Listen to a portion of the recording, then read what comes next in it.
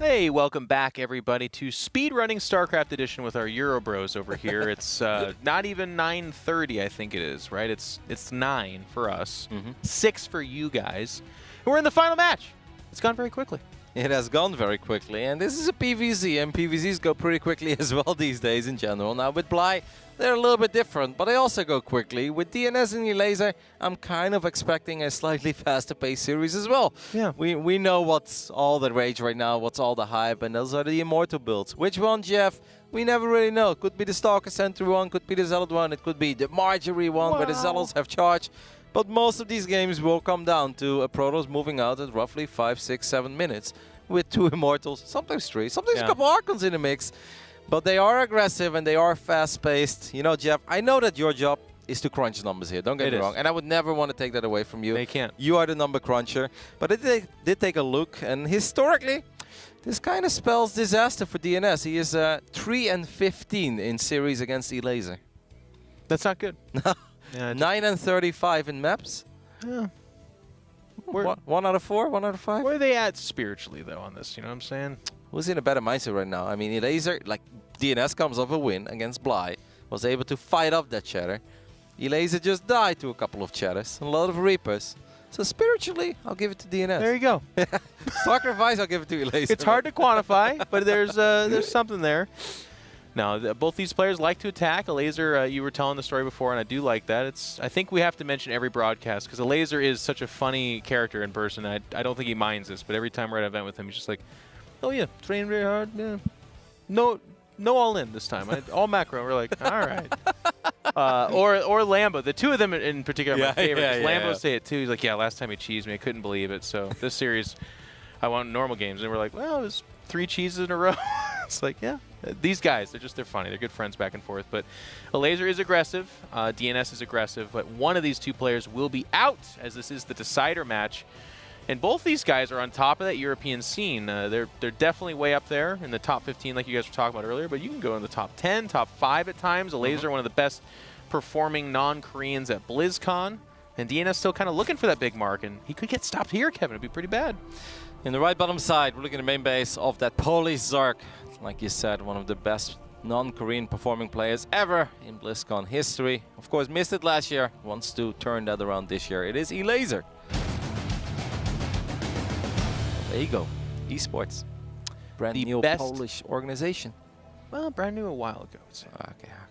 The best chess player in the StarCraft scene, I would tell you. In the top left-hand side, from France, it's the blue Protoss DnS. Are you still playing chess with Elazer, Jeff? No. No? He like smashed a few of us a couple of times and it was like, all right. You don't want to play with him anymore? It's not fun? Well, it's like practicing. It's like being Grandmaster and having like a silver scrub. Be like, do you mind if I play all the time? Be like, I'll give you Friday, I guess. So you guys are not worthy of his time? I don't think so. And here, the most persistent and confident, we'll use that word. The two most persistent and confident StarCraft chess nerds, that's going to be Tasteless and that's going to be Artosis. Yeah. They're pretty good. They beat the rest of us pretty regularly. But even they got turned back by Elazer. I think Elazer was like, he played more with them, and I think Dan took a game off of Elazer. And Elazer had that moment where he's like, all right, I see what's happening here. If you play me 100 times, you're going to take 1 game, so we're done. He doesn't play them anymore either. Now, for DnS, I believe that this is a real opportunity. Like, Elazer in the top 8 of WCS Challenger, nobody would really be like, oh, that's upsetting. No. Like, Elazer has been there many, many times before. He is the WCS champion. For DnS, I think it's a little bit different. If I think of those big circuit events, DnS in the round of 32, yeah, we expect him there. In the round of 16, yeah, DnS playing well. But that's often where it ends, Jeff. So it would be really cool, because this obviously is a round of 16. Once again, guys, there are 16 players in Challenger.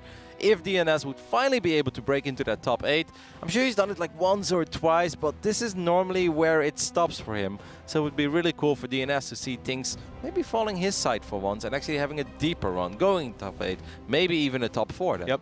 And Kevin, what you just described, I agree with fully, but it's even deeper than that. It's kind of crazy.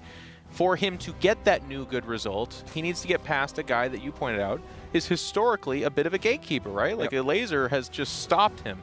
And many others, right? To be fair, Elazer, again, not as much last year, but before that was that other dominant Zerg. If it wasn't Serral, it was like a Laser.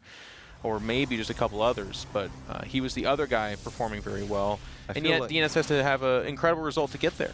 I feel like Big Gabe is a real gatekeeper of DnS. I don't know how many times they've ran into each other at offline events, but it feels consistent where Hero Marine will go up against DnS. Hero Marine maybe looking a little bit shaky up to that point, DnS looking great, and then Hero Marine just beats DnS. This has happened more than once, more than twice as well. We'll see. It's a Stargate opening this game for DnS. Now, obviously, it's always nice, right, when you can force the Zerg player to take their natural where they don't want to take it.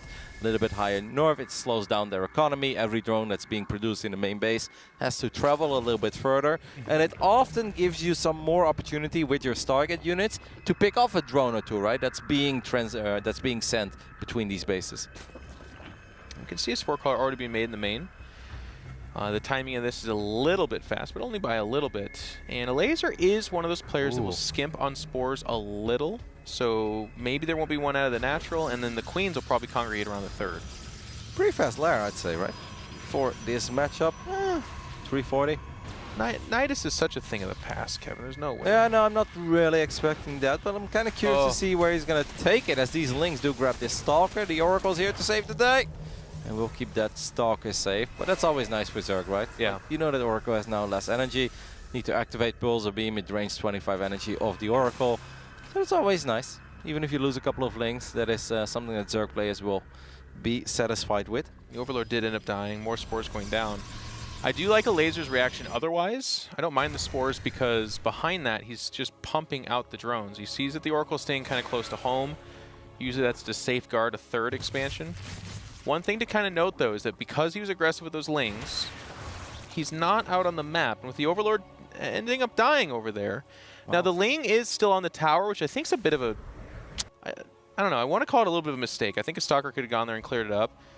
It doesn't see the third, but it can go poke and see what's going on over there. And these Oracles are going to dive in here. A couple of Lings are going to get it picked off. Elazer doesn't have the craziest economy, but he does get one of these Oracles. Now gets both adepts as well, and that did not work out at all for DnS. No. It looked promising at first, like, oh, he's going to get a Queen. He's like, no, he's not. I'm going to get an Oracle and 2 adepts. Now, by the way, Jeff, the Hydra Den is already done. Yeah. We're 5 minutes and 10 seconds into the game. There is a War Prism on the way. There are 4 additional gateways on the way. DnS is going up to 3 bases, but he's not really building too many probes at this point. But with the Hydra Den already done... Yeah. Ooh. I really like this for Elazer behind this. He pumped the drones up to 58. I don't even know if he'll make any more. He's got Overlords coming out when he already has a lot of supply open. That, to me, says he's about to hit the gas on Hydra Ling. He scouts the third base timing, sees 2 Oracles, and he knows that he killed 1. All of this spells. Do I really think there's Colossus behind this or Disruptor or something scary? Probably not. And the 4 gateways and War Prism have the task of keeping this army back at home, but with the creep unmitigated, albeit not super great here, by the way, I think these Hydras go across the map and win the game pretty soon. I think it might be the other way around. I think DnS is going to run into those Hydras, and the Hydras will still win the game. So okay. I thought you were going to go full reversal on me. I was like, what? No. DnS has got this. He's got 3 sentries coming out. No. I'm absolutely with you on the part that I think Elazer is playing a very, very good game so far, and things are going incredibly well for him. But DnS has not built a probe, Jeff, in the last 2 minutes. He's still on 45. He has a lot of gateways, a lot of sentries, but I don't really see him being successful on the other side of the map, on creep, running into all these Hydras. Even though I think maybe some people will be like, did Elazer not overdo it with his drones? He's up 24 workers. Isn't that a few too many? I think there are scenarios where it absolutely is, but I don't think it is in this case, man. I think these Hydras defensively, they are going to shine. I love... Oh, Oracle's getting dangerously low there. They do get a Revleo off, but they don't have that much energy. I love that he re-put the Overlord there at the natural, by the way. Seeing that many sentries move out, and like you pointed out, not seeing any kind of probe saturation in the third. He 100% knows what this is, and he's known it for a little while. Not the whole time, mind you, but he was already kind of thinking about attacking anyway, so now he's just reinforcing that idea, and I think he's fine. Baneling speed just now getting queued up, but most of this fight should take place on creep. And here we go. Well, the Stalkers, the first force was actually quite good. Yeah, the Hydras are in a very good position. Guardian Shield helps out a lot here, though. There are a couple of Adepts in the mix. They obviously deal good damage. The Queen starts showing up as well. These Guardian Shields are doing everything they can, but more Banelings finishing up, Jeff. God, and this is starting to look really bad for DnS, because now it's just a couple Stalkers and an Immortal left, and that's not what you want to see when you go up against Hydras. Nope, and this is the decider game, so DnS pulls back out of this down 24 army supply. and 24 workers. He's getting murderlated in both categories. Hey, what does a Protoss do? Yeah, well, there's the Bay, but the other thing, when a Protoss really gets behind, they start building probes too. They're like, okay, that all didn't work. Let's get some probes out here. It's like the last probes were produced 4 minutes ago, guys. Get that economy start. What was I thinking? Well, Elazer knows the situation. He's probably going to wait for Baneling speed. Starts up +2 melee as a good kind of contingency plan, but we're not seeing drones coming out. We're seeing more units. He's up a good 40-some-odd supply. And where's the punch? The Robo-Bay represents disruptors. Go ahead and give the guy a couple of disruptors. I don't think that's going to be enough unless we see some ridiculous connections. I'd probably go Colossus here, but yeah. Take too long. No range Colossus? I mean, I agree with you, but I think both choices are bad, obviously, right? Like, yeah. Oh, this drone's heading. We'll see, but he doesn't even have Blink yet, so like just disrupt this. DnS is going to go for a Colossus. It is Colossus. But I think, I mean, I don't think it truly matters, right? I really love it, like you said. Yeah. You know, DnS makes his all-out attack, right? He's gearing up for this attack for 3.5 minutes. Not a single probe was produced. It's like, you know what? That didn't work, but I'm going to go for a Forge Let's now. Go back in macro. Yeah, a couple probes, a Robo-Bay, and a Forge. And he's like, I forced out a lot of units, right? Yeah, you did, of 68 rounds. Yeah. So it didn't really work out. Yeah, DnS is the dreamer of the group. We're seeing that right now. Remember, this is the guy that attacked into 26 siege tanks in a planetary fortress. Like, hey, there is a Colossus. It doesn't. A Colossus with no range. 2 stasis traps. Best stasis traps ever. Creates a force field of Hydras. The other Hydras can't do it. Well, that didn't really work. Okay. Here we go.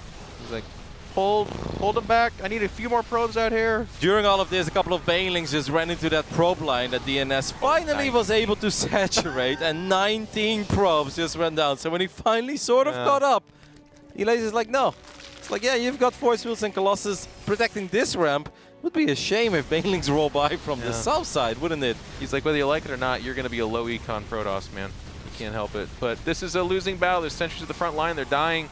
Behind this is a Spire and Infestation Pit, so if somehow this does get held off in any way, shape, or form, the backup plan will be pretty good as this Immortal just go down. The Colossus dies in the background. DnS has had enough. Taps out, and Elazer will score first blood here as he goes up 1-0 in this decider match in the short best of 3. And once again, DnS, Kevin, you talked about this. You crunched the numbers. You saw the power. It's looking like Elazer's got his number a little bit. Yeah, absolutely. It also felt that Elazer was pretty confident in his choices. Like, I think there's a lot of Protosses where Elazer wouldn't go for a Hydra Den that fast, and he wouldn't tech up that fast, and he wouldn't play maybe as greedy in between brackets as he did.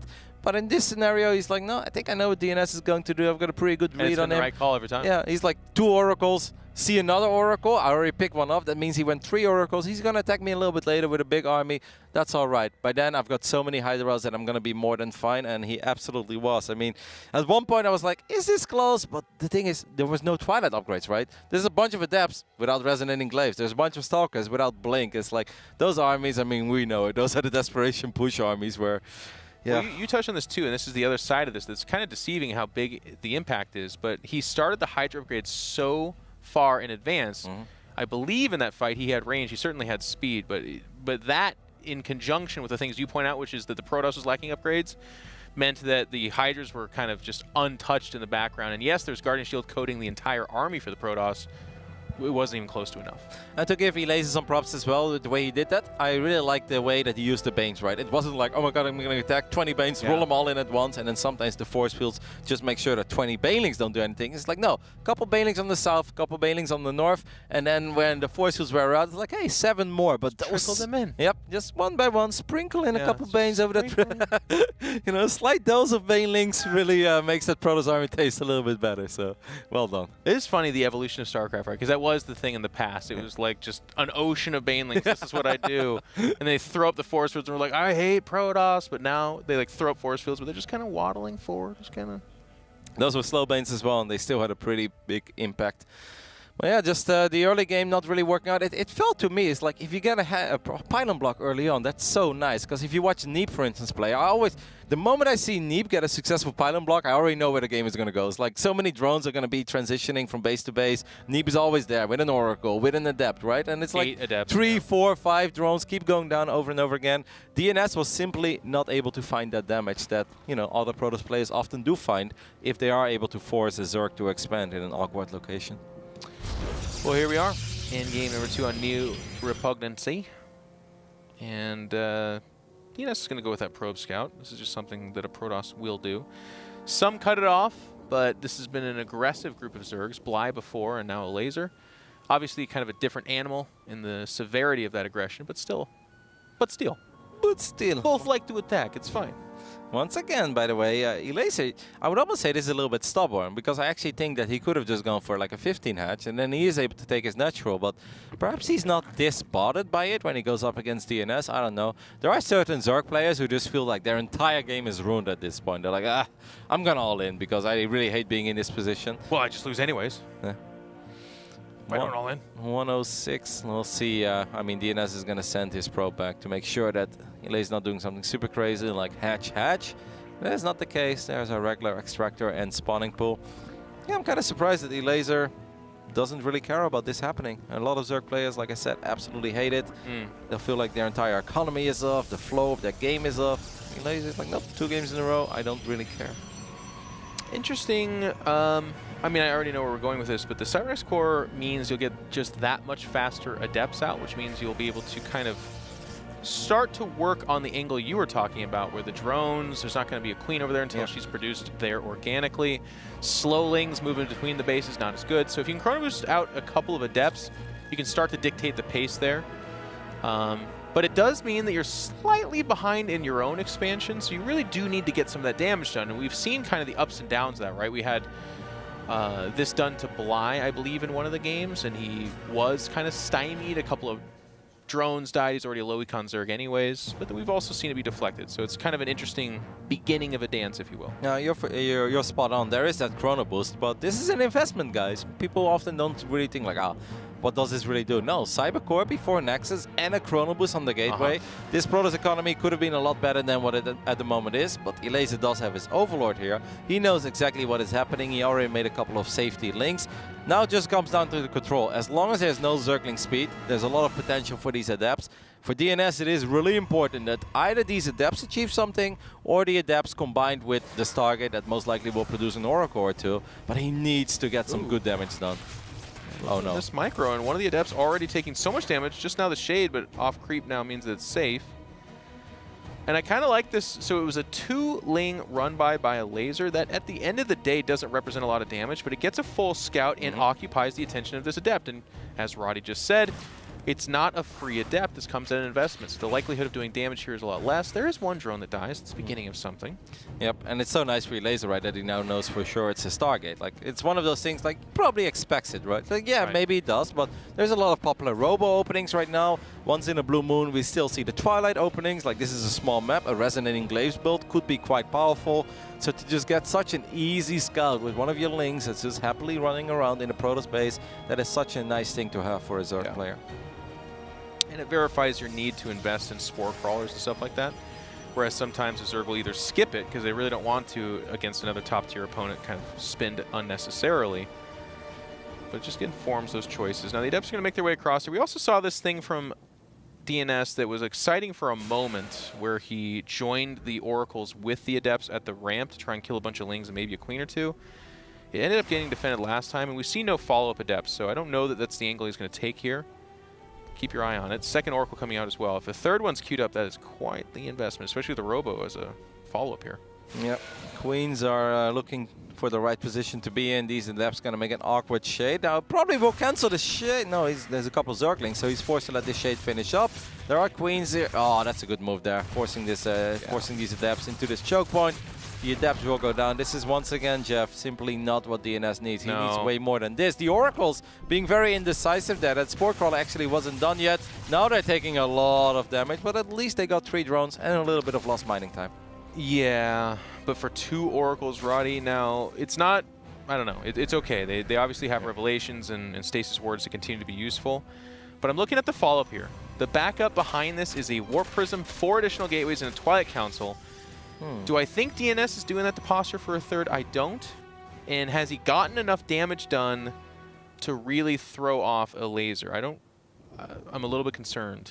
Kind of like the Templar Archives as well, right? What is this? Archon Immortal Zealot on Yeah. 2 base? I mean, Elazer is obviously expecting something among these lines at this point. He's playing a different style. He also knows this is a smaller map. He has the Roach Warren on the way. The Lynx will try to keep a close eye on the fact whether or not DNS is actually expanding. That probe is being sent out, and Protoss players will often expand. The real question is, are they building probes? Yeah. Remember TLO years ago breaking down the fake third? The home nexus? story cup. It's a transitional. It's a transitional third. Suboptimal, yeah. Well, there is that Nexus, and I do love the activity of the Lings of Elazer. I feel like this is the mark of a very good Zerg. Not just guessing, but using Lings to actually figure this stuff out. Now, behind this, it is Archons, and it is going to be kind of an Archon drop even. So a little bit of a... I was expecting more of an all-in, but here we are with DNS doing kind of the normal thing. DNS is down 14 workers. He's got a lot of money. I think he's going for some multi-prong. Maybe Archon Zealot, warp in the main base, and then a couple of random Zealots are going to run into this third base on the left top side. But Jeff, there's a Nidus network going up now as well. You look at Elazer's work account. Elazer is done building drones anyway. Elazer is building nothing but roaches. Now this is maybe the attack where DNS can get some good damage done. I really love the choke point of the Queens, making it so awkward for these Zealots. They cancel them out. They bought so much time. Now Zealots run up to the third. Elazer's there as well. I have a bad feeling about this for DNS. He's going to get another big warp in the main base, and maybe this is the one that gets some work done. I love the use of that choke point. More roaches are popping. The drones are very exposed though, so even though the attack on the north side did absolutely nothing, the attack in the main, Jeff, is actually somewhat successful. Yeah, it's getting some work done. Roach speed's about to finish, and Immortals are starting to come out back at home. Look at how low these drones are. He could get a few more if he was paying attention, but yeah, in a way that actually worked out for DNS. He's now up 6 workers. The only thing is he needs to get these Archons home. These Archons obviously not full on HP. He's getting Nidus, Jeff. Does he know that he's getting Nidus? I don't think he was in the natural ever, right? No. I mean, he heard it scream now, so he knows. Or he should. What? What is his Oracle doing? Yeah, everyone's wondering that. DNS is like, what are you doing, dude? I didn't tell you to do that. He will not owe up to that. But just one Immortal out, no shield. Oh, he's going to try to defend between as well. Well, he gets a couple. That could have been a bit better, right? At this point, you're like, okay, why did I wipe in all the sentry? Those could have been settled. But hey, Elazer is obviously... Elazer is very worried that this is not working. Like you're spot on there. 14, 15 drones going up. Elazer wants to drag this game out. He is not ready to trying to end it here. Maybe eventually an infestation pit, right? I can already see this going... He's not doing the attack. He's done. Yeah. Maybe you can see an infestation pit Swarmos, Nidus down the line. Must be nice, though. Even just posturing the attack triggers out 5 shield batteries. Well, but this is a phenomenal force field here by DNS. He's going to get all of these roaches at the cost of only 3 probes, I believe. Now, more roaches getting trapped in the natural as well. Elazer is getting reckless here, Jeff. That's one way of putting it. I would say he's in danger of giving so many units away that DNS starts to be like, well, I was going to just kind of macro. But now he's up to 3 Immortals. I think those are Archons in the Warp Prism, if I'm not mistaken. Yes. Can kind of see where the units are coming out of. It's just roaches, right, this game for Elazer. Guys, there's still no Hydra then. There is not a Spy. There's not an infestation pit. He's in a lot of trouble. It is just roaches, and indeed he is in a lot of trouble because that Immortal count keeps growing. There are still plenty of Archons as well. Even the sentries going to be super annoying. I mean, 36 roaches, yeah, that's awesome, but no, there is no, not a single Ravager on the map at this point. Obviously, no Tunneling Claws or Burrow. It's just roaches, guys. He's not upgrading. There is the 4th, but I feel like that's a transitional 4th, right? It's like I think I need to do this if the game's going to keep going. But the quality of DNS's army continues to get better. As Roddy said, there's no Ravagers or any kind of complexity to the Zerg army. On the other side, it was just 3 or 4 Immortals, but now it's 4 or 5, then it's 5 or 6. They're anchored by Archons. They have good force fields. And all of a sudden, that army becomes invincible, especially as the upgrades kick in here, too, as +1 attack upgrade is finishing up for DNS. I would like to see DNS try to attack soon. I think his army is strong enough. You know he will. Yeah, he's got 5 Immortals because the infestation pit is done now. And he's going to spot that as well with his Archon drop, by the way. I'm expecting Swarmos indeed. Don't forget, there's still Nidus network. So if this would go on forever, I think we all know what Swarmos and Nidus networks can do against these kind of armies. DNS, mate, your army is so strong against just roaches. I think this is it. I think you got to go for it. Yeah, 3 more Archons. Look at the HP in this army. It's pretty good. It's a lot of very expensive high HP units. that happen to all do a lot of damage against roaches. Yeah. Which happens to be the only unit Elazer has, besides the 5, 6, 7 Swarmos that he currently got. Obviously, Locust can be phenomenal, but against this many Archons, even a Guardian Shield, I think that DnS just A moves here. Yeah, the Archons are already the answer for that. And the other nice thing about Swarm Host is if you can catch them on the Zerg's half of the map, then they're a lot less effective. Maybe you have to turn away, or maybe you just win the fight like he's about to. Oh my god, the Ravagers. Yep, and those are the only Ravagers he has, so he could drop a couple of Force Fields now on this ramp, by the way. And he could trap these Roaches. There are a couple of Locusts flying in, but this Protoss army, guys, make no mistakes. This Protoss army is designed to absolutely obliterate Roaches, and that is what these units are doing right now. It's Nice not even pull funny. back with the Warp Prism. It's about as good of engagement as Elazer could ask for, but it just simply will not be enough. We're going to go to our first Game 3 of WCS Europe Edition. DnS able to pull that one back in commanding fashion. I was very worried. I was very worried when they attacked. Obviously, the main attack was the Warp Prism Archon drop in the main base with a couple of Zealots, and then a couple of random Zealots running to the top side of the map, trying to do some economic damage there. I'm like, Elazer seems ready, Elazer seems well prepared, but maybe Elazer did overdrone a tiny bit because he lacked units in the main base. It looked great at first, but he was easily dealing with the Zealots on the north side. That was not the problem. It was the Warp Prism in the main base. Not even the first set of Zealots, but the second one. Eventually, the Queens fell, the Roach fell on the choke point. Suddenly, all of the drones were exposed, and you're like, wait a minute. DnS just evened this up against a Zerg that's only on Roach stack, so it did really work out. Yeah, slowed him down enough. I also thought the Archon management was good, too. Like, they picked off a couple of Queens, a couple of Overlords, some of the drones when they tried to run away. They were the guys that were kind of getting them down. And it was never like one zap that killed 30 drones and we go, wow, Elaser's way behind. It was mostly like, you know, he lost 8 with a couple of Overlords. And like you said, he got stuck on Roaches. And we all know how that goes, right? Like at first, Roaches seemed like the absolute answer. That's fantastic. But then all of a sudden, they got Force Fields and they got 4 Immortals. And now it feels like they're nothing. They're just dust. So that happened pretty quick. And don't forget about the Nidus attack. Like, what was that even? Maybe if he would have had all of the Queens still alive and he would have had a few more Roaches, a stronger economy, then maybe he actually commits to it. But this was a Nidus. He's like, yeah, I'm Nidusing. He's like, wait a minute. He's like, you're totally ready for this, right? DnS is like, yeah, kind of am actually, but I'll make a couple shield batteries. And he's like, well, damn, then I guess I built drones, but I'm still going to try to get something done with my Roaches. And then like 4 Roaches go down for nothing, 5 more go down for nothing. You're like, oh my goodness, this game went from bad to worse real quick. Yeah, that was the part that kind of tilted it over, I think. And again, it's live by the sword and die by it. Like if you don't harass with those Roaches in a lot of games, you'll just die to a very passive Protoss that takes like another 4th base, and then you're like stuck on these 40 Roaches that do absolutely nothing for you. So it's a tough spot for Elazer. We don't mean to make it sound like he had the right path and he just clearly made the mistakes. He had an idea of how he wanted to win that game. It just didn't pan out. But that does mean we're heading to King's Cove for game number 3. And the winner of this will go to the top 8 of WCS. But the loser will be out this time around. Will have to send themselves to Kiev if they want to show up and play there. Of course, prize money on the line as well, and WCS points. And we know especially Elazer will settle for nothing less than making it to the global finals at the end of the year. And a couple of great interviews where he also went over the disappointments and the struggles that he faced in 2018. Yeah. So maybe some black and white film style. DnS not pro scouting this time, actually. He's going to be one that kind of changes the pace here. Does this become a Nexus first then? No, probably Gateway then Nexus, right? Yeah. I don't think anybody goes Nexus first other than me. Except for Roddy! Nexus first. Nexus first, no scout. That's how I impress everybody. And you still win. You're like... No, I do scout. You set so many Protoss players behind. Like, I see them watch your stream and they ask these questions. And Kevin, when you made the 37th Phoenix, what was your thought? Because I was thinking you'd switch to Colossus, but then you made the 37th Phoenix. And I'm like starting up my rant, but you're over there like, well, how do I tell this guy I wasn't thinking? I just hold down the Phoenix key. No, the one thing that surprised me so far about... I mean, you're not wrong, Doug.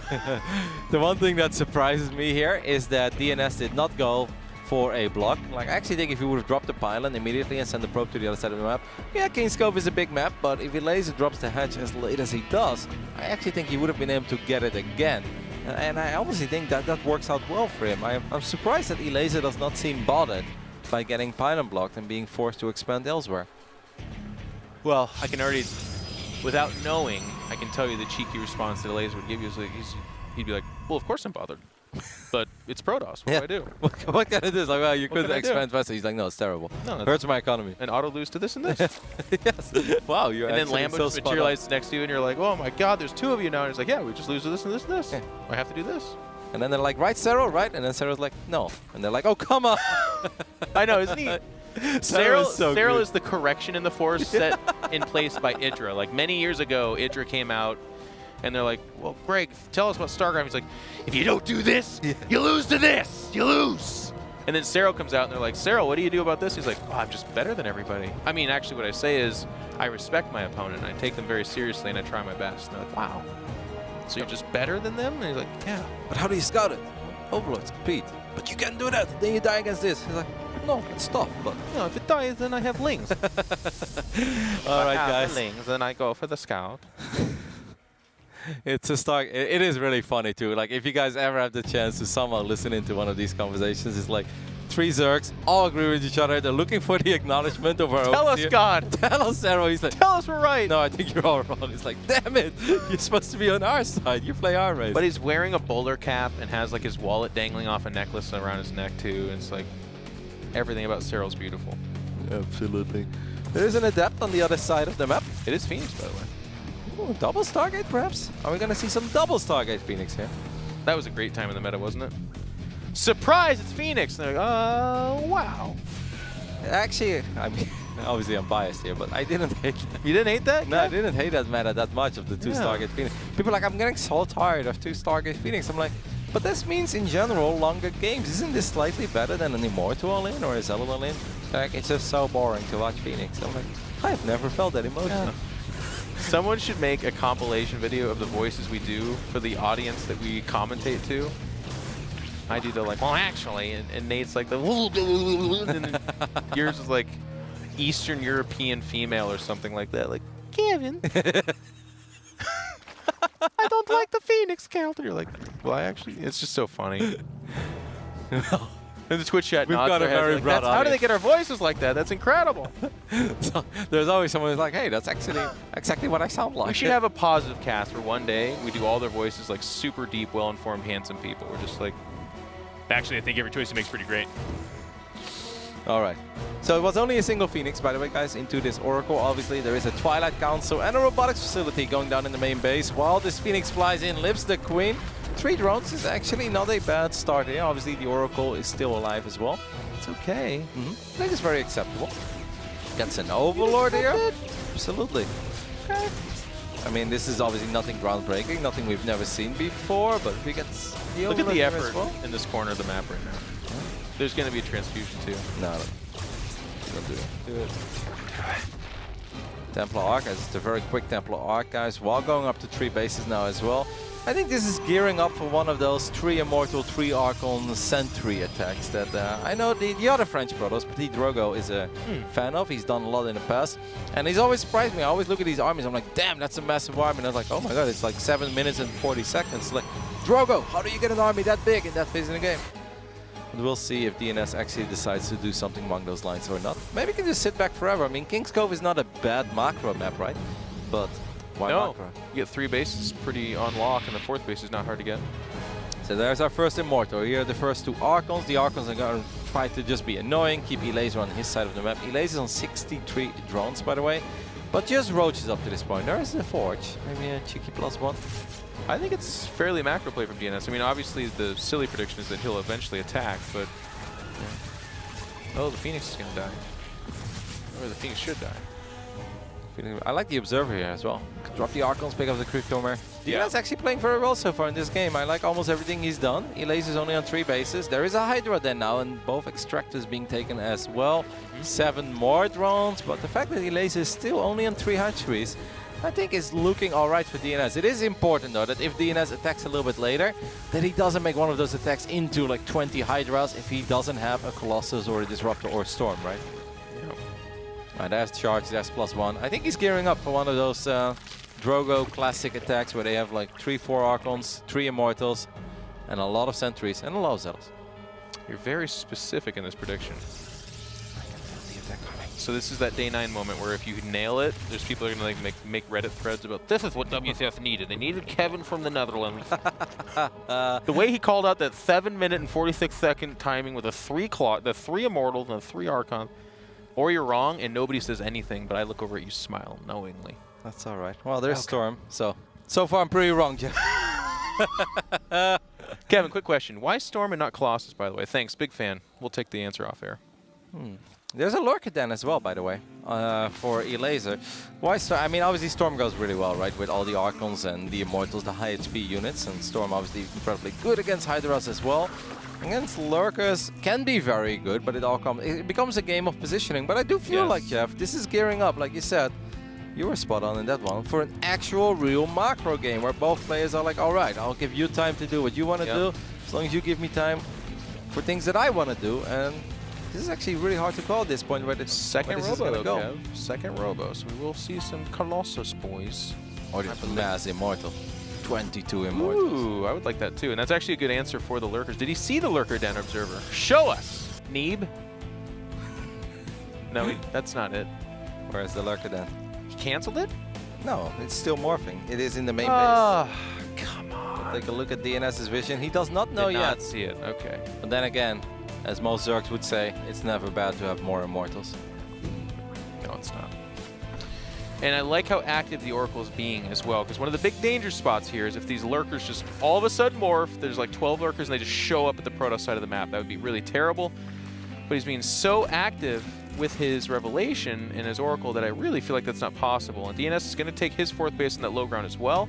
And it is Mass Immortals for now, Kevin, so it's a very good answer for Lurkers. I'm actually getting worried for Elazer. There is a Hive, and I think maybe with a couple of Vipers with Blinding Clouds. Like, I think this is one of those games where we can be worried on either side, because I think from this point on it comes down to execution, right? We're just nervous. Yeah. We're just nervous commentators. Like, one of these guys is about to go out. I want them both to win. Can we get them both to win? One of these guys is about to go out. One of them will move on into the round of 8. I think a lot of people would say that they do like DNS's position, especially as long as there are no Broodlords, right? But it comes down to execution, it comes down to positioning, especially of these Lurkers. How many of the Lurkers do we have right now? 6 with 3-4 more on the way. I mean, if 10 Lurkers are in a good defensive position, it's not 16 siege tanks, Jeff, but that's still pretty hard to run into. Kevin, we're watching the meta right now. Remember now, everyone's doing these robo builds because they're really afraid of late game Zerg. There's this weird pro gamer chatter where they're like, you can't beat Zerg late game. Look at Elazer. He's taking a 5th base. He's building spore crawlers. The Lurkers are not moving across the map. He's redroning to stay at above 80. DNS earlier faced 66 siege tanks and 17 planetary fortresses, and he thought he could attack it. So he's looking at this, and he's seeing the next wall. Oh my God! Get that off screen. And he's already getting ready for the next phase in the game, though. There is a fleet beacon, there is a Stargate. I'm sure that DNS is still thinking about flying, but after using Revelation Don't spread your here, units. He's thinking it. He's thinking about it. He's spreading again. He's gonna do it. DNS, you can't. Well, this is not quite a siege tank scenario. Zealots and Immortals are very good. Let's see if he can get on top of the Lurkers. Has no detection. He's got Storms. He's got the Revelation, Jeff. DNS is doing not too shabby so far. Well, that wasn't that bad, Jeff. Well, it was better than the 67,000 siege tanks, yes. Obviously, there's still a lot of Lurkers on the right side there, but DNS is going to try to avoid them. He still has a couple Storms available. There's another Guardian Shield. Zealots running forward. It's only 4 Lurkers, yeah. He's kind of, if he can get to the 5th base, that's something. He's nervous, though, because he's fighting on creep, and I don't blame him. Like, these Immortals are good, but all of a sudden the fight turns against him, they evaporate, right? So he needs to warp in some more insulation. Yeah, I do think that he needs to chill a little bit. He invested in a fleet beacon, he invested in that 2nd Stargate, so he didn't really put himself on the clock here. It's not like 2 Broodlords show up and he's dead. Well, I do think he is worried about everything that you just said. Like, super late game Zerg, at least he sort of broke down the wall, right? So it's gonna take a little bit longer. Like, Protoss players are not worried about... he's gonna try again. He's still doing it. Yeah, he's got a lot of Zealots. Zealots are good. He's shoving them forward. He's like, Archons, I know you're just babies right now, but we're getting in there. The Observers once again die. He does not have Revelation or Storms enough to get through the Lurkers. And the Lurkers' damage is flying out there. No detection at all. Lost his Observers, like you said. Flew them into the Spore Crawlers. He will land a couple of good Storms here. And he gets out of it with a couple of Immortals. But Elazer has survived. Elazer is now going to make it into that phase in the game that a lot of Zergs truly love. But it's not just about 2 or 3 Broodlords, guys. It's not just about Lurkers or Hydras. Yeah. It's about that wall of Spore Crawlers and the Infestors. The Infestor being the key unit. Yeah. And how many Infestors do we currently have? The answer is 0. So I don't think that this is like, you know, desperation mode yet for DNS. No, it's not. But what was missing behind this, and I know this is nitpicking, but it's actually a very big deal, and I know what I'm talking about. Mothership. Mothership's okay, but if you, oh yeah, it's queued up. But if you would have taken a 5th base and even start setting up for a 6th base, the Protoss in this late game scenario, it's going to sound like I'm complaining, I'm not. You actually need more bases in the Zerg to fight Infestor, Viper, Broodlord. Like that army comp is incredibly tough to crack. And if you're just now taking your 5th base, that's okay. But if the fight turns sour and you don't have a bank, and all of a sudden the Zerg's attacking you, you die. I love that Lurker. There's an ambitious one. Love Scouting the Lurker. Love the Queen as well. There's one queue somewhere out there. A couple drones are going down. Look at the Zealots here. Random Zealots. There's one more thing, by the way, Jeff, that I am worried about for DNS, and that is the lack of air upgrades. If you're building Tempest and you're building Carriers, and it's starting to head in this phase in the game, I would have loved to see him have +1 done by now, and probably Chrono Boost out +2 air weapons. It's incredibly important for Carriers, because Carriers basically attack 8 times, right, with the little interceptors. There we do go, there we have it fired up. I think it's a tiny bit late, but hey. Oh my god, the observer. Better late than never. He's like, well, if I don't have detection, I should show up with 5 observers, but he still just moves them over the army. It's their fragile, buddy. Protect him. Here comes the Warp Prism.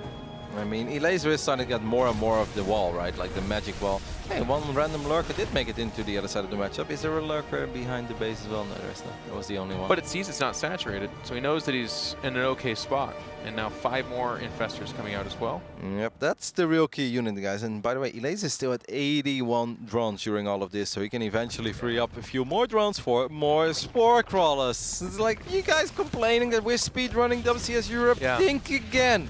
Firecake versus Mana, eat your heart out. This is going to break all records. I really hope we get this huge Warp Prism nerf so we can return to this, where Elazer's playing Sim City and DNS is doing DNS things like attacking into it. By the way, he's got Storms. These Corruptors look a little bit scary, but with Storm and 1 or 2 Archons on the ground, he's able to push those Corruptors away. Neural Parasite. Yep, and it's a scary upgrade. I always thought Neural Parasite's one of those like descriptions of things that doesn't convey what it is. It's shooting a hook into the brain of something and taking it over. But it's like, Neural Parasite. You got a little bit of a Neural Parasite there on your shirt. There's 2 more Stargates being wiped in, so he's going to go up to 5 Stargates. Jeff, +1 is finally done. Hopefully we'll... Second Cybernex core too, so he's definitely got an eye for the upgrades. Some juicy Storms, but yeah. The problem is he can't really go too close, right? Because it's not just the Spore Crawlers and the Corruptors, it's all these Lurkers still. There are still 8 Lurkers on the map. No, now we do have those 7 Oh, he's going to land a Fog, but Elazer's actually going to be the one to engage him. I'm not sure if that's the greatest idea by Elazer. Off creep without his Lurkers. But I mean, he forced out a couple Storms. Random Zealots? No, Yeah, Lurker there in they the go. mix as well. It's tough. Tough time to be a Zealot when you have to go through a forest of Spine Crawlers and You know what though? that They you did can't get see. through. They did get through there. Yeah. Did they Too get strong. a drone? Did they get a drone? I don't know. They got 2 Spine Crawlers and maybe a drone or 2. Yeah, there's a blood smattering there. By the way, Jeff. Yeah. I'm gonna tell you the ideal path for a Warp Prism, okay? Okay. Take a look at the right side of where the Infestors of Elazer are right now. Over Go here for to it. the left. Okay, now, Not there. now there are 3 Hydras!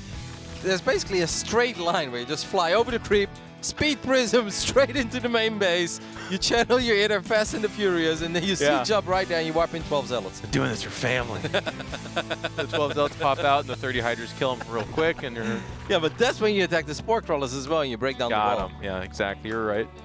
It's the only straight line into the main base that's not covered by spores. Everything else, if you go take a look at the outskirts of Elazer, there's spores everywhere. Everywhere. So you gotta go dangerous here, The Jeff. stupidest, I know, some spines. Like, you know what I need? I always feel like a Zerg's like a little bit like Bob Ross in this scenario. They're like, a couple of spine crawlers over here. A couple of spores. Looks like I have a friendly little hole there.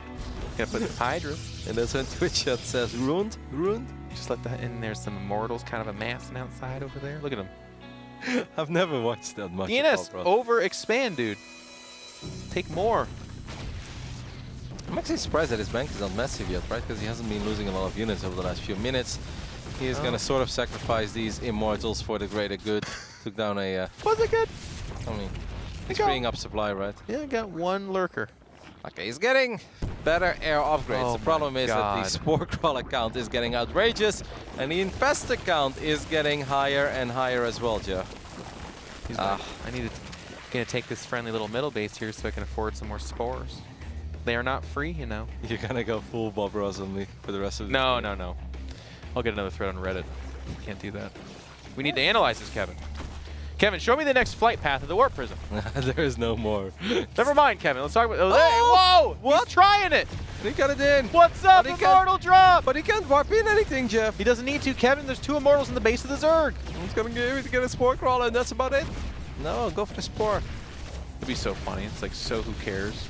Yeah. Look at his microing this too. He's like, Yeah, what no, else he's can I do? microing his heart out. Look at the APM spike. I got 3 Hydras there, man. That was sick.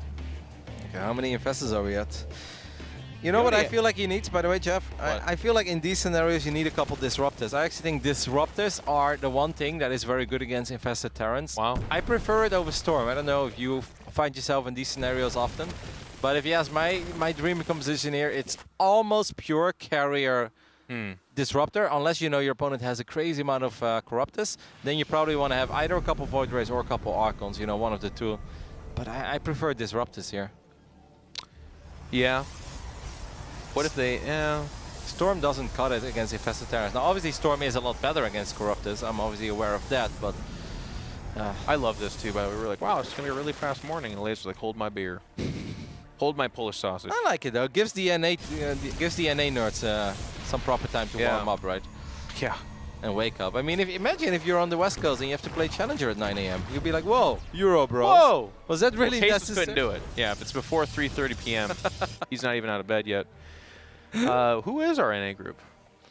I think we have Puck playing today and Masa. I think there's 2 Terrans. Rob is playing, sorry. Rob is playing today, and then 2 Terrans and 1 Zerg. Very good. Oh, yeah, today's a Crucial Nug, I believe.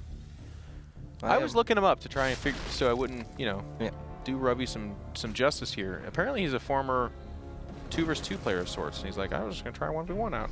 Like, we have a couple of new faces qualifying WCS NA Challenger this season. Like, Soldorx is one of them. I'm a little bit more familiar with him, but I must admit that Crucial Knock was, to me, the one real mystery about this qualifiers as well, that he made it. Kevin, that's great, but we actually have an attack over here. Oh, Carrier's getting some work done. Infestation Pit, hey, that's If they could kill that, he's got to rebuild it he's somewhere. got to rebuild it. But, hey, deny the carapace up. Oh, careful. Okay. Careful. Our burrowed infestors. Oh, they revealed. Revelation, well done. Like, oh He no, just knew it. scuttle away now that we're spotted. They can see me moving beneath the earth like a street shark. So I wonder what DnS's game plan is here. Is he just gonna never attack? Is he like, you know what, I never ever want to attack near spores? Who is going to attack?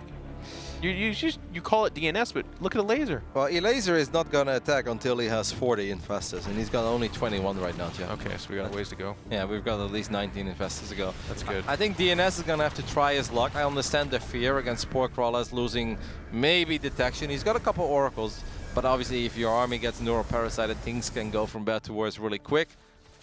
He cannot allow another base, because I think the game DnS plays. So, you know, not to make it sound like you weren't saying that, but the attack for me is all about whittling this away, occupying attention, getting some energy out, sure. But it is all about, boop, if you want to ping that mini-map, that 6 o'clock cannot happen. 6 base Zerg already right now means that we're doomed to like 45 minutes of fighting, but... How? What? This DT. It was in the middle. No, they always forget about DT. And actually, I mean, look at all of these interceptors go. A couple of infested terrorists are going to try to save the day, but he's doing a good job in at least denying a couple of these spores and spines. And you look at Elazer's bank, by the way. This stuff, Jeff, it does kind of hurt. Absolutely. I mean, he's not that rich. If you look at DNS's bank, it's massive. Elazer does not enjoy losing these spore crawlers. Jeff, where are they coming from? The DTs? Our hearts. And now he's going to spot this base, though. Like I said, this is all nice, and I agree with you, it's good. But it's not about this fight right here. Zealots. Like, this fight is a distraction. It's about this base never happening. It can't happen. Well, the Zealots are going to do their best. Zealots with +3 attack deal a lot of damage. They're going to be able to get a cancel, so your wish is granted. I think Elazer is suddenly like, hey, wait a minute. I thought this was unlosable in this phase in the game. What am I doing wrong? Oh, he's he's getting his second, more comfy chair, and he's like putting a warm blanket on him right now. He's like, well, this game's going to go a lot longer than I was thinking. 18 infestus. It's not the impossible amount of infestus, if you ask me. Like, obviously, DnS has to be very careful. Mothership does get abducted, will go down very, very quickly. The anti-air damage of all of these infested Terrans is insane. But Oracle went down with the ship too. It's like, no, I'm going with the mama. Now, usually this. I mean, Jeff, you said it. It's all about family over here. It is. It is. It's all about family for sure. The litmus test of how stubborn a Protoss is after it gets yoinked and destroyed like that. How quickly do they remake the mothership? DnS was instant. The first one wasn't even dead yet, and he was already queuing up the next mothership. Look at these DTs, Bo, you were calling them. Yep, these carriers are starting to do some work on these spores as well. A couple of infested Terrans will push the interceptors away. Don't need a warp prism. Oh my god, they're gonna get it. No, you're not gonna start that upgrade up. Well, maybe actually. What? Oh no! 1 HP! It had 1 HP. Not like. Region. I thought we were all about family. I mean, DnS has plenty of money, so he can sacrifice a few more units. DnS is actually playing a really solid game here. And, you know, Jeff, all the jokes we make about Elazer's macro play, like, obviously, he's capable of playing late game. Maybe it does feel like he is a tiny bit out of his element here. And he's kind of like, okay, I'm not exactly sure how I'm going to win this game. I'm kind of expecting you to lose it, right? You to make a terrible attack into my static defenses, overcommit, then I neuro your army, and then I eventually counterattack and win. But so far, DnS is absolutely not having it that way, and he's just staying far away from ever being close to overcommitted, and he's actually getting some good damage done. Yeah, I'm just super concerned, Kevin, because you kind of jokingly said this, but I'm sure the magic number is not literally 40, Well, but it's more infestors, and it does get to a place where there is actually nothing Protoss can do. And again, it's 2 Protoss commentators, so I know there's 7 Protoss. I know, but trust me, we've been here before. have you ever tried, like, if you next time you're in this scenario, Jeff, and you have an army that looks like DNS's army right now, Yeah. try Disruptors instead of Storm. I don't know. I know you're kind of a Storm like it? guy. Yeah, I really like it. I think the Purification Novas are absolutely fantastic against infested Terrans. If they spam a lot of them at once, you can blow them all up at once. Yeah. And if they don't spam a lot because they're worried about your Disruptors, you can actually just kind of fight it, right? With your 1 or 2 Archons on the ground and your Interceptors. I'm not saying it's great. I'm not saying like you always want to be there, but I kind of like Disruptors. So my methodology in this situation, and that sounds good, is I'll use the air army to poke on the right side, kind of like we're seeing, and then I usually try to leave about 30 or 40 supply open to a ton of zealots, but the kind of trick here is that he'll mix out things like lurkers, and you got to pick those off, but you got to spread this army out is the point I'm trying to make. One carrier was sent a little bit too far forward. One infestor is going to go down. Look at that, couple of fungals. And actually is able to morph into an Archon, these 2 High Templars that is, so. Well, yeah, I mean, it's probably not going to live. Not going to live to tell the tale. Broodlings, Broodlings. That was the most exciting thing, guys, at the 25-minute mark. I would love 8 more infestors on the way now, which brings us to 29 infestors. Yeah, that's about right. Yeah. 30 is perfect, but 29 is pretty okay. I love how Elazer like, you know what I need? Adrenal glands. Not really a bank, though, like you were saying. No, still not. But he so did that secure part's that good. base. He did secure the base that you said he was absolutely not supposed to have. Which kind of gets him to the next base, too. So all the stacked defenses will start pushing forward. The good news for DnS is that he has infinite money for the time being, so he's going to want to start doing something. Made a couple of Void Rays, perhaps worried about the corrupt account spiraling out of control. It's at 23, so I really don't mind having a couple of Void Rays. Yeah, go ahead. Where's that mothership? I think he cancelled it. Nope. No, he hasn't. So here's the next thing, Kevin. Yeah. With it being separate like that, excuse me. Can't believe Nate just did that. I believe we're about to see the Fast and Furious, but with the mothership. With it being off, getting energy like that, I think it's going to make a cheeky run down the right side or left side, and it's going to recall units. All right, we'll see. That we would be might really just cool. use it as a Or recall the army back. yeah, recall the deep army dive. back. That's less exciting, but probably. There's pretty nothing good. on the ground. Well, there's a couple storms, I guess. That's about it. 1 or 2 spore crawlers will go down here. Oh my God. I understand the fear of DNS because yes, DNS's bank is absolutely massive. But if you lose 10 carriers, no matter how big your bank is, it will truly start hurting. But I do feel like he was doing such a good job before, and I would have liked to keep seeing him keep the pressure on, right? Because Elazer was actually broke. It was a 190 supply, and he was broke. And I think that would have been a perfect moment for DnS to continue to be annoying. Keep it up. I mean, he's mining way more, but I don't think Elazer is too bothered by it. Elazer's army is getting outrageous, by the way. It's 170 supply, Jeff. Yeah. He's freeing up every single drone that he has. He's morphing everything into static defenses. And he's 170 army supply. What? That's ridiculous. He sent the mothership to stop that? What? It's recalled like the entire fleet. He's like, The Golden Armada has arrived. where did he leave the rest? Gentlemen, we have 2 Hydralisks stopping our expansion from happening. Bring everything.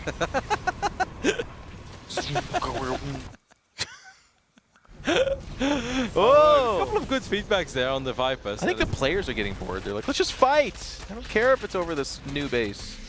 These Lings are going to do quite well. I think, well, Zealotcount is actually pretty good, but Lings do have Adreno glands. They have max upgrades. I guess they just didn't really have the numbers there. The Zealots are looking for the greatest spire, Jeff. Yep. And they're going to get it. Yeah. Finally. Told you that was the best attack pack. Nice job, guys. You're right. Hey, whoa. The laser's actually moving out. Yep. Elazer is like, you know what? I don't want you to have this base. You know, Kai, you mentioned this before, guys. When we talk about late game, we don't really say like, oh, there is nothing that Protoss can do. But it's not just the idea that, you know, the Zerg army is very powerful. It's the fact that it's massive. And that's because they are freeing up drone after drone after drone. Now, of course, Protoss can eventually do the same. But yeah, it always feels awkward, right? You don't really lose a probe when you build a cannon. So DnS has to make the conscious decision of where he says, you know what? I don't need the probes anymore. I'm going to just either kill them myself, I'm going to send them to the other side of the map. But yeah, that's... you remember, Neep versus Rogue. 199 army supply of Protoss. Oh, God. Oops, Neuro. Can't recall that which is not your own, my dude. That is, So watch the Q. Watch the Q. Does he do it? Don't do it. I wouldn't do it. Like, I really Leave don't. it. I watched this game once. I don't know if you tuned in for that as well. It was really cool because the entire scene at one point was watching Showtime stream, where we think he was playing against Scarlet, but not everybody was sure. But basically, it was mothership after mothership. Showtime was incredibly rich, but then he ended up losing like 10 motherships in a row. And he's like, you know what? I feel like I shouldn't even do it anymore. And then he queues it up again. I'm like, no, just stop. But yeah, a lot of the pros, they just love the mothership, and they'll I keep like it remaking too, but if they have the answer like this and you're not using it differently, then that's just what's going to happen every time.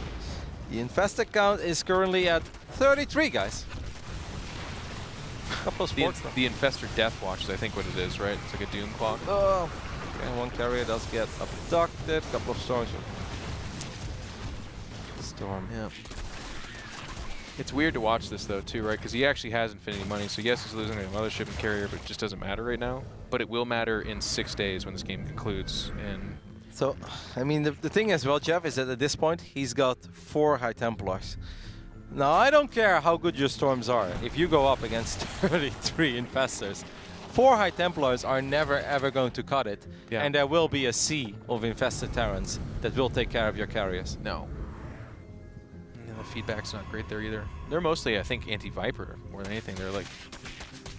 I mean, hope that they're anti-infested Terran as well. Otherwise, you're gonna have a bad time. Like, Interceptors will simply not do that well against this many infested Terrans. And there's gonna be a lot, guys. When the infested count is at 33, there's gonna be more infested Terrans than you can probably count. Still 22 Corruptors, and I guess Storm will help against the Corruptors too. But the thing is, if the carriers lose all the Interceptors, even if your carriers are alive, they're pretty useless. And it also takes 2 minutes to rebuild your Interceptors at this point, so... Well, here's a very real scenario. We were kind of making our jokes and stuff, but if you back off on the pressure, Elazer will push forward. He's got this Doomsday army. He's got the 30 Oh my infestors. goodness, Jeff. Grab the mothership again. Jeff. Make it stop! Don't queue it up. Don't queue it up. It has to be now that you stop. He's losing the Oracle as well. Nope. So here we go. Elazer's got what it takes. He's got a bank behind this, so mothership is queued up. There's energy for days, and you do not want to fight into those infested Terrans. You can see the Interceptors go down immediately. Yep. This might be the beginning of the end. The most important thing here is the Interceptor count, guys. If you take a look at the left top side of your screen, our observer is showing us at this moment it's at 104. At one point, I have the feeling it's going to be at like 5. And that's going to be very bad. DnS is just going to sacrifice these bases. I don't know if he's waiting for the mothership. Just give up on the mothership. Build something. He might die with 20,000 minerals in the bank. Try to wrap your head around that for a second.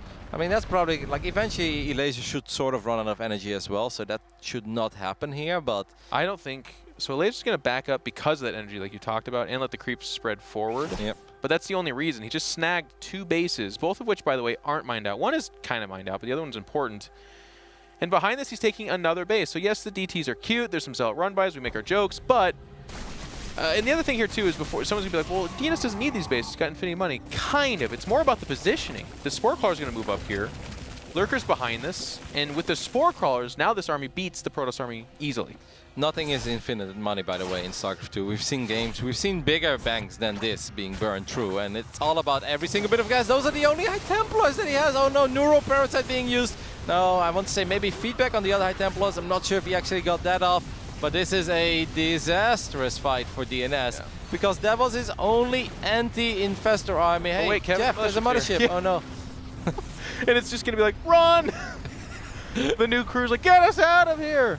So DnS is going to build now a few more Void Rays. Void Rays are going to be useful against the against the Corruptus, but against the infested Terrans, maybe before they hatch, but once they do hatch, then you kind of want to get out of there.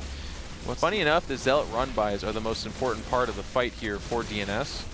This is bad, what we're seeing here, because they're obviously just dying to the 2 Lurkers on the map, but they killed back a lot of creep. They fought back some of the Spore Crawlers. If they would have been a little bit more poignant about cleaning up this area right here, that can begin the war of attrition in favor of DnS. Begin it.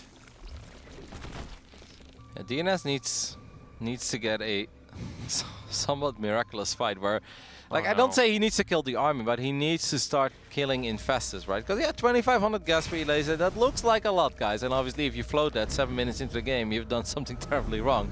In this phase in the game, if there is a massive battle, 2,500 gas is truly not that much. But DnS needs to get on top of those infestors, and with his army, I just don't see any way. The whole army.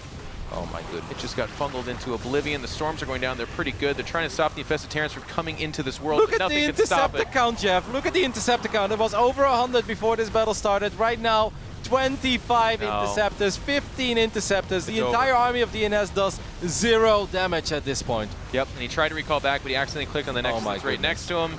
It is all over as the carriers die, the mothership dies. And with that, even if DnS wants to hang around, he's going to lose every base behind this as the Corruptors then park themselves over the production, chasing down the carriers. And DnS will go out not with a bang, but with a whimper. This match will determine who's going to advance to the round of 8, guys, or for who Challenger will end right now. DnS decided to wipe in a whole bunch of Blinked Stalkers. But by the looks of it, Jeff, we had 2 players that made it into Challenger this season by being top 4 in the previous season of Challenger. Those 2 players were Uturma and Elazer. And it seems like the dream is still alive for both of them to repeat that performance of WCS Spring here in WCS Summer. Because after a fight like that, I have a hard time believing the DnS is suddenly going to be able to turn this around. No. And again, before you get excited, it's 52 workers and 15,000, 8,000 gas, but it's just more of the game has evolved to a place where in this 35-minute mark, there's no stopping that. The Stalkers are going to try to get in there. There's actually Lurkers there anchored, but it's just the Infestors. They can actually solo the Stalkers themselves, you guys. Is it okay if I close my eyes, Jeff? Yes. Tell me what happened. I will Whisper it. Right? Yep. I'll use Braille, but instead of Braille, it's just a baseball bat to the side of your head. It's just like... He's killing bases, but the bases almost don't matter. It's not the mining there. It's the production. It'll all die. And DnS is going to hold on. He's making Void Rays, but even the Void Rays, and guys, that too, it's going to be like, that's a terrible choice. What choice does he have? What does he make out of those Stargates? We just saw what happened Carriers? to 14 carriers. Yeah. Like carriers, I really think there was a lot of potential in the carriers, and I love a lot of the things that DnS was doing. I think at one point he should have been a little more adventurous, Jeff. Like, you can't play with too much fear. It almost felt like he's like, no, I'm just going to pick off a Spore Crawler or 2. He could have fought when there were 7, 8 infestors. He could have fought when there were 15 infestors. In the end, the fight happened when there were 33 infestors. And yeah, you just don't fight that with carriers. You really don't. You cannot blink when you're bungled. And this army's going to get chased down. He's trying to take some infestors with him, but again, it just doesn't matter. We just watched like 30 supply die for free, basically. Stalkers are probably the worst unit ever to have right now. Once again, I understand, like, he's on the ropes, he lost all of his targets. He's trying to make something miraculously happen. He's buying some time with them, I guess. It's Gonna try one more time. What's the investor count at the moment? 20. Okay. Okay. Yeah, and it's funny because Elazer doesn't actually have that much of a bank, but he's the one that's got the rest of the map to kind of decide what he wants to do with it. You know what, though? Put that aside. This army he has right now, making 0 more units in the game, it ends it. Well, his army supply is 178, Jeff, Yeah. so that's not... It's not that bold of a statement. No! You're kind of stealing my thunder right now, Kevin. I love it. You made it sound like he had 4 roaches and a queen left. Yeah. It's 178. See, it's not what you're saying, Kevin, it's how you say it. I said it really charismatically, but you just sucked the air right out of it. Love you, buddy. Guess what's being made right now, by the way? It's the 5th mothership. It's like, you know what? The first 4 were the prototypes. Well, here This is the one that's going to do it. a couple of invested Terrans. There are no spellcasters, guys. There is no storm, and that means there is no answer against these invested Terrans. There are no disruptors on the ground either. Neural Parasite being casted on the majority of these carriers, and I think that DnS knows it at this point. Jeff, you are right. That army really got the job done over here. Against all odds, the 178 army supply. I took one for the team, is what DnS said there in the end. GG, congratulations to Elazer for once again, 2nd WCS Challenger season in a row, making it into the top 8 of WCS Europe Challenger. I can't help but to think, I think the final comment is something about like showing how powerful that late game is. Unfortunately, I don't, it's not going to be enough. The propaganda machine of how bad, anyways. Good effort by DnS. We had our thoughts. We kind of gave it out throughout the entire match about what he could have done one way or the other. The bottom line is it's very difficult. We saw everything. We saw, you know, Kevin had the funny moment where he's like, this is the one path you can get into the main. We saw Zealots running by. That's all good and fine. But it is such a grind. You have to slow him down so much more before it gets to that point where it's 30 infestors and that army just does not die. No, like, you can't let it get there. Like, I think that almost everyone agrees that you simply cannot let it get there. But the real question that a lot of people will ask them, especially the people that like would hate it ever to see Protoss on the wrong side of the wine, is like, could DnS have prevented it from getting there? And my honest opinion is yes, I really think he could have. I think he was in a phenomenal position in this game. And I think at one point, you gotta be a little reckless, you gotta be a little adventurous. I understand that going into creeps, spores, lurkers, it's scary, but he had the army, and on top of that, he had the bank to do it. So even, let's say, random numbers, right? Like a fight where he kills 50 supply, but he loses 70, 80, totally okay. Rinse and repeat, rinse and repeat. He was the rich one. Elazer was broke, and the infestor count wasn't there. Once it gets to 25, 30 infestors, all the spore crawlers, yeah, that army is never going to cut it. But before that, I truly believe that there was more to be done for DnS. Yeah, well, certainly. But it is what it is, and Elazer will advance. And like Roddy talked about earlier, that was something of a historical moment there as Thermal dominates this group and makes it out. That's good to see. Another Terran player, of course, but Elazer as well. And here are the scores for today's European side of WCS. As we had some pretty one-sided matches if you're just now joining us, but this final match was the only one to go to the 3rd game, and it was a long game, 35+ minutes of Elazer showing off that late game ZVP, and DnS taking one for the team in his own words. So that will be your group results as Elazer and Euthermal advance. Euthermal taking 1st place. We'll see them in the top 8. We're going to go to a break now as Roddy, Nate, and myself will kind of eat food. We're going to massage each other, I think, kind of tell each other good stuff. And then we'll be back with the North American side of WCS, which has some new faces. And then I believe it's Puck today as well. It was one of the kind of the I thought 2 Terrans, 1 Protoss, 1 Zerg, so I guess Rob is the Protoss today. Robbie Plata. Not Puck. We'll have to wait for that. But anyway, some more great games coming your guys' way after a quick break. We'll see you guys in just a little bit.